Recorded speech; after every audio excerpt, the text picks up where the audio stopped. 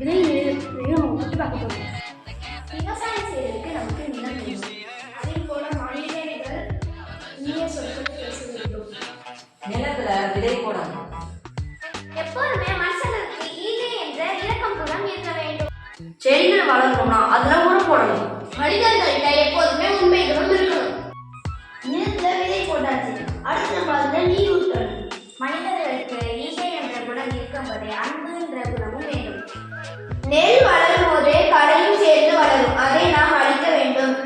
மனிதன்கிட்ட கடும் சொல் இருக்கும் போல அதை நீக்கணும். இப்படி எல்லா விஷயமும் சேர்ந்து நடக்கும் பொழுதுதான் ஒரு நல்ல கதிர் மேல வளரும். இந்த எல்லா விஷயமும் சேர்ந்து நடக்கும்போது நமக்குள்ள அறம் என்ற ஒரு குணம் உயர்ந்து இருக்கும்.